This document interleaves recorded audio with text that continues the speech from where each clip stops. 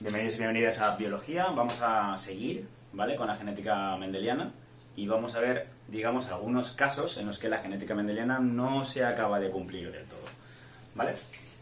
Uno de los casos, digamos, sería la dominancia intermedia.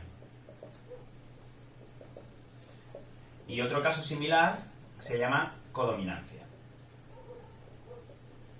Esto sucede cuando, digamos, dos genes que codifican, o sea, dos alelos que codifican el mismo carácter, o dos genes que codifican el mismo carácter, aparecen los dos dominantes, ¿vale? Podría pasar que tuviéramos un gen que codifica, por ejemplo, el color de los ojos, por poner un ejemplo, ¿vale?, que no es cierto, ¿vale? Azul y no, marrón y verde, ¿vale? No es el caso, pero bueno, marrón y verde, y marrón y verde. En una dominancia intermedia, como ambos son dominantes, el fenotipo, es decir, la expresión del gen que aparece, será una cosa intermedia entre los dos. Es decir, aparecerá un color en los ojos que es una mezcla de los dos, ¿vale?, entre verde y marrón. Sucede también, por ejemplo, en plantas con flores que tienen un color que puede ser, por ejemplo, blanco o rojo, y en una dominancia intermedia pues van a tener un color que es una mezcla entre los dos, ¿vale? Por eso se llama intermedia, porque es un color intermedio entre este fenotipo y este fenotipo, un fenotipo intermedio. Y en la codominancia lo que ocurre es que se expresan los dos fenotipos al mismo tiempo, ¿vale? Puede pasar, por ejemplo, que en el caso de los ojos se tenga un ojo verde con regiones del ojo marrones, o al revés, ¿no? O en el caso de las flores, pues una flor totalmente roja que tenga partes de la flor que son blancas, ¿vale? De la misma flor, o motas, o regiones, o mitad y mitad, ¿vale? Es decir, se darían los dos fenotipos al mismo tiempo, ¿ok? Bien. Esto desde luego no cumple mucho con lo que sabemos de genética mendeliana, ¿verdad? Que es básicamente lo que ocurre pues, cuando pasamos de aquí a aquí y cuando pasamos de aquí a aquí, en el que los gametos cogen, digamos, los alelos segregados y que unos, digamos, que se expresan de forma independiente a otros. Eso es lo que sabemos de genética mendeliana, pero no es lo que ocurre ni en la dominancia intermedia ni en la codominancia, ¿vale? Otro factor que puede no ser o no ir muy bien en común con la genética mendeliana es el alelismo múltiple, ¿vale? Es posible que un carácter esté determinado no por, digamos, un gen o dos genes, sino tres genes o más, ¿vale? Pasa un poco con la sangre. Si os acordáis, resulta que la sangre va a tener tres genes, dos que son dominantes y uno que es recesivo, ¿de acuerdo? Ocurre que la determinación de si nuestros glóbulos rojos van a tener RH positivo y negativo, eso aparte, ¿vale? Pero para el grupo A, grupo B o grupo O, ¿vale? Recordad, A, B, O, ¿vale? Vamos a tener distintas combinaciones de estos tres. Fijaos, ¿qué combinaciones podríamos tener?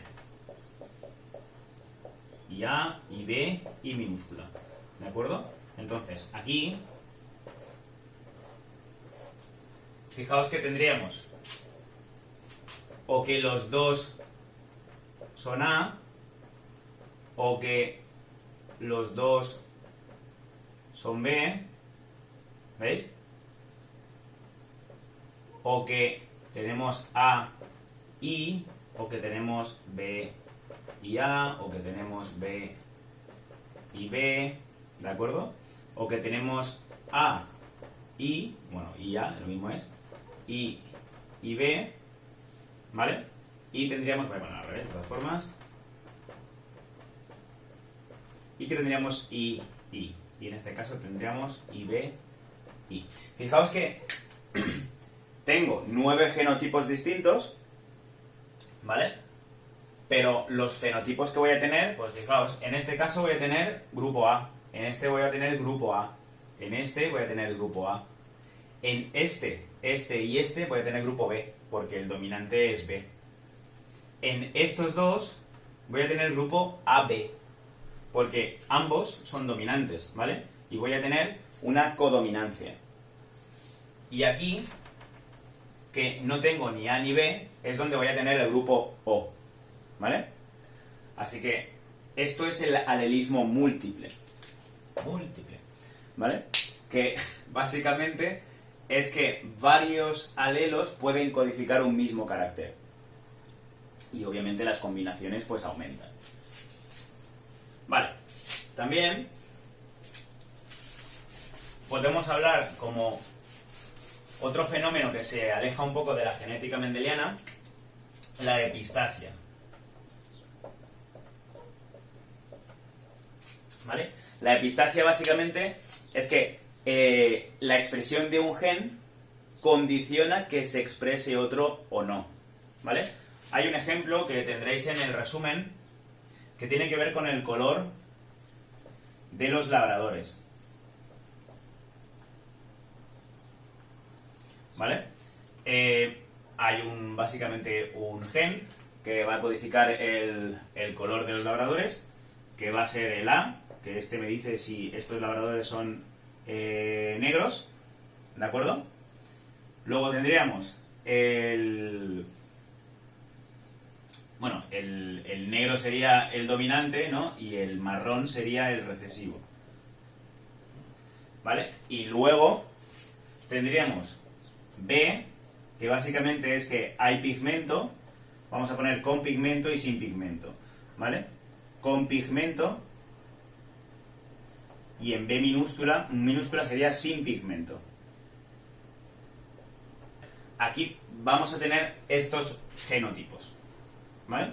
Vamos a tener o ya sea, voy a ponerlo con una línea abajo, ¿de acuerdo? Y esto significa que no me importa lo que hay aquí, porque tanto si es, digamos, el segundo, si es dominante o es recesivo, el fenotipo va a ser el mismo, negro, ¿vale? Y aquí vamos a tener esto. Fijaos que aquí, en esto que tenemos aquí, ¿vale? Si me fijo en que tengo dominante, el perro será marrón y además tendrá pigmento, luego será marrón completamente, ¿vale? De esta forma, perdón, negro. El perro será negro, ¿vale? Que es el dominante. De esta forma sería marrón, ¿de acuerdo? Y habría pigmento, de pigmento marrón, ¿vale? Pero el labrador también puede salir de color amarillo, ¿vale? Amarillo dorado. Entonces, en este, ¿vale? Básicamente, si yo tengo el gen de negro, pero no hay pigmento, no voy a tener color negro. El color que va a tener, este sí será negro, este será marrón, pero en este caso el color que voy a tener será dorado o amarillo, ¿vale? Y en este obviamente, que debería ser marrón, pero no hay pigmento, pues lo voy a tener dorado, ¿vale? Que ese es el color, pues así, dorado que tienen los labradores. Bien, esto es la epistasia. Entonces, fijaos que un fenotipo domina sobre el otro, o más que domina, influye sobre el otro. Yo puedo tener el color que quiera, negro, marrón, o de todos los colores del arcoíris, que si no hay pigmento, pues no hay color. De manera que la expresión de este gen influye en la expresión final en el animal de este gen, ¿de acuerdo? Bien. Más cosas.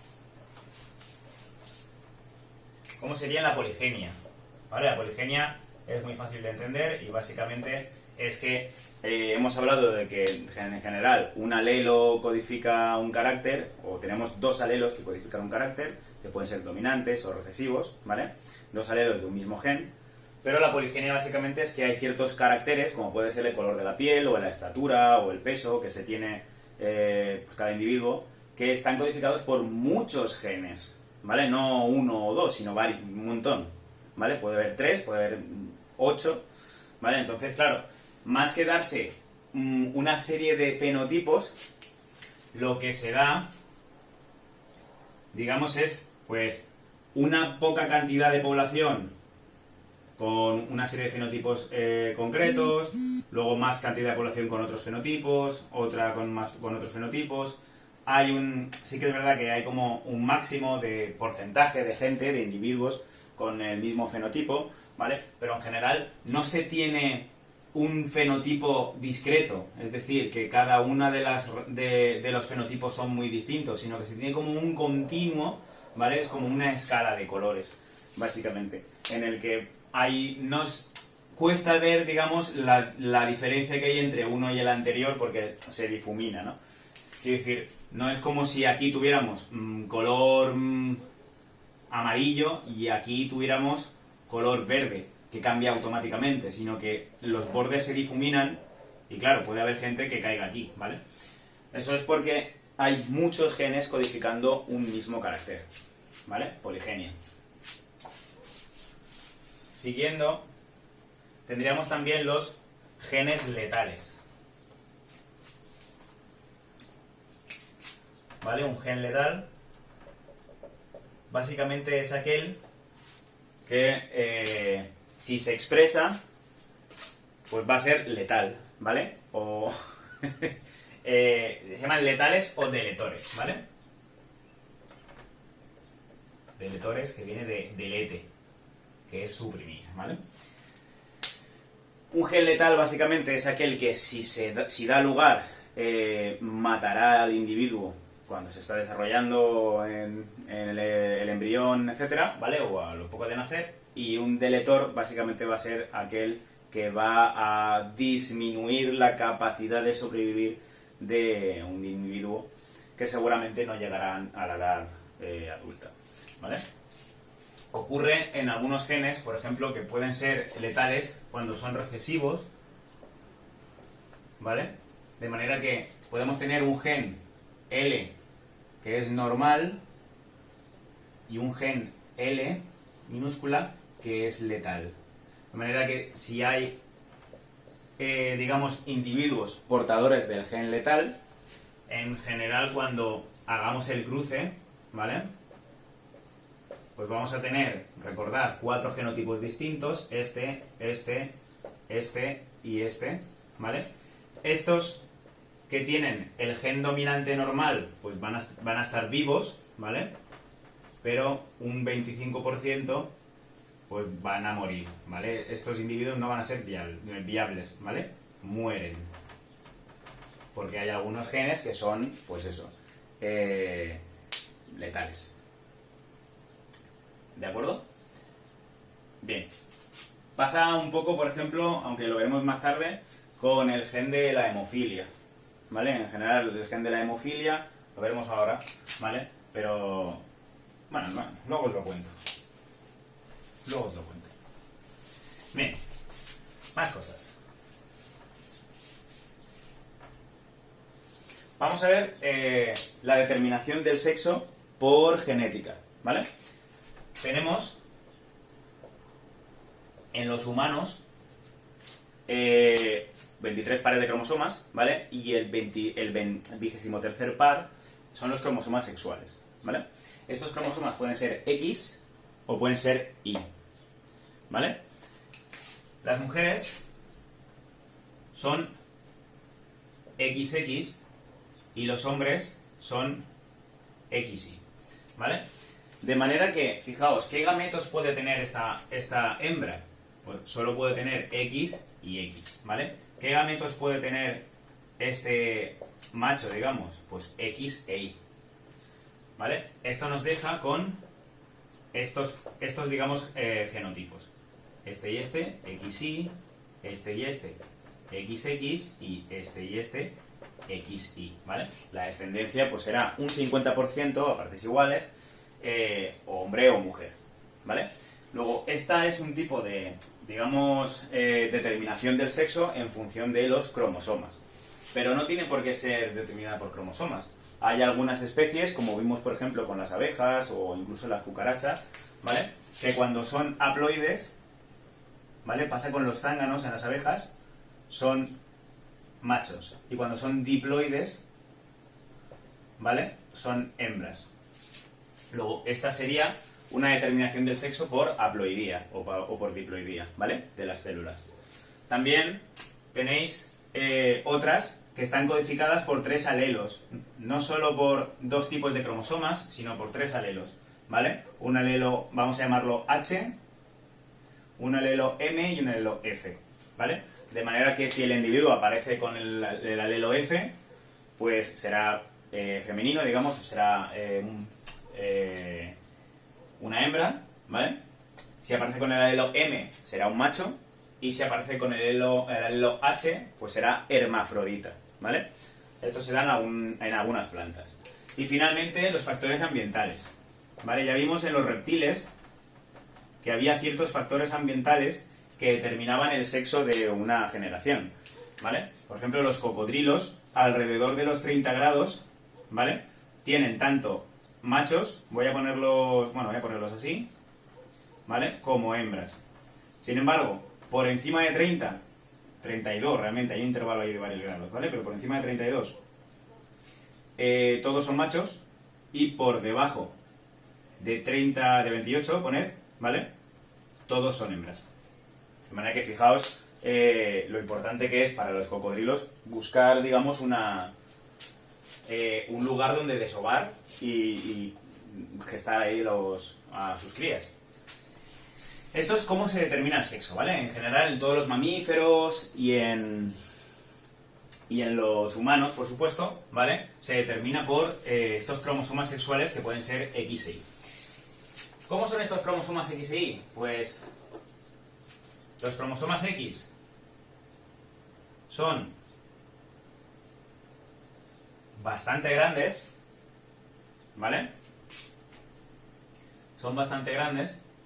Y los cromosomas Y, bueno, pues son más pequeñitos, ¿vale? Lo que significa que aquí hay bastante más información contenida que en los cromosomas Y, ¿vale? En los cromosomas X hay más genes que en los cromosomas Y, ¿vale? Pensad que cuando estos cromosomas se juntan para formar un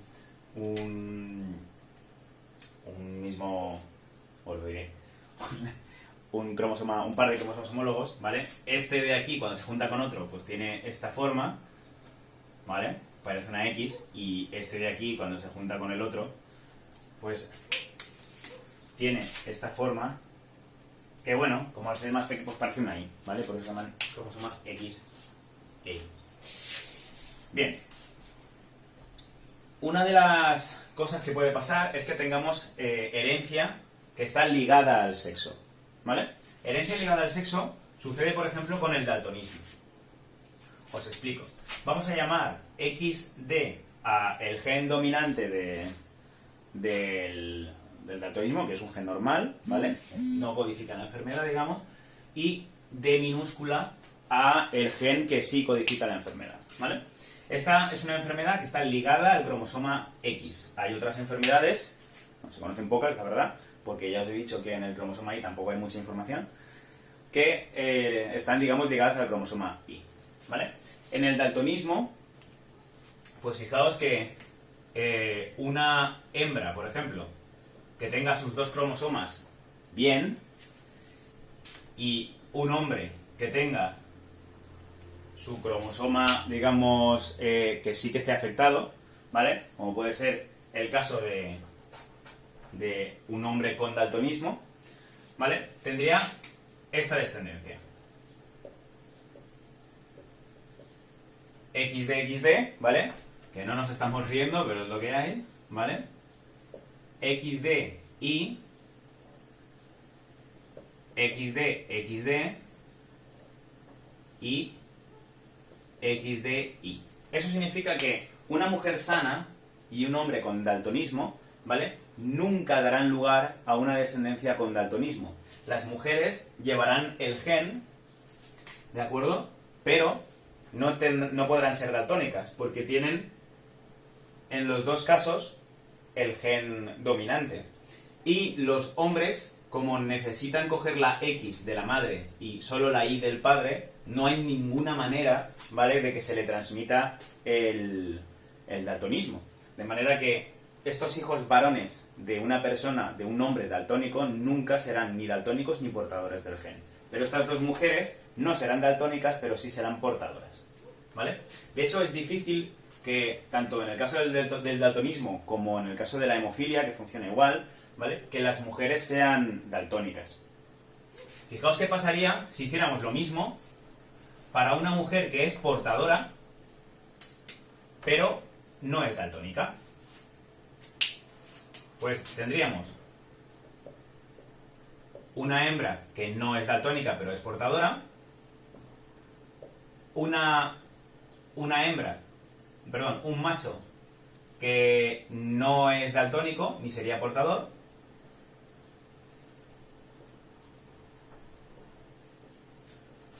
bueno, no, tampoco es tan difícil, que pase esto, pero bueno, una mujer que sí es daltónica y además portadora, y un hombre, ¿vale?, que sí sería daltónico, ¿vale? Esto sería un poco el panorama. Y el otro caso ya sería tener una mujer que es portadora, pero no es daltónica. Hombre, hay más casos que se pueden plantear. Y un hombre sano, ¿vale? Esto daría lugar a, fijaos, voy a poner aquí, a una mujer completamente sana y sin ser portadora, un hombre completamente sano y sin ser portador, una mujer que sería portadora pero no tendría el daltonismo, y un hombre que sí sería daltónico. Luego, si la mujer es portadora y el hombre está sano, ¿vale?, los únicos que pueden salir daltónicos son los hombres. El combo ya sería que esta mujer se cruzase con... que esta mujer, digamos, sea daltónica del todo, o sea, que tenga los dos recesivos y este también. Entonces, luego ya, claro, ahí no hay ninguna escapatoria. ¿De acuerdo? O sea, todos van a salir daltónicos sí o sí. Esto sería la herencia ligada al sexo, ¿vale? Cuando los genes que codifican una enfermedad, por ejemplo, solo están ligados a uno de los dos cromosomas, ¿ok? Fijaos que si tuviéramos una enfermedad ligada al cromosoma Y, todos los hijos descendientes varones de ese hombre, pues desde luego tendrían la enfermedad. Las mujeres no podrían tenerla nunca en la vida porque no tienen cromosoma Y, ¿vale? Bien. Y finalmente vamos a ver la influencia ligada al sexo, ¿vale? Pasa con la calvicie. Influencia ligada al sexo porque vamos a tener, fijaos, un gen, digamos, dominante para la calvicie y un gen recesivo, ¿vale? Y vamos a hacer aquí hombre, mujer, ¿vale? Y vamos a ver los distintos fenotipos, que podríamos tener el CC, el CC minúscula o el CC minúscula, o sea, el C mayúscula, C minúscula, ¿vale? Aquí, ¿qué sucede? Pues sucede que este, que es el sano, ¿de acuerdo?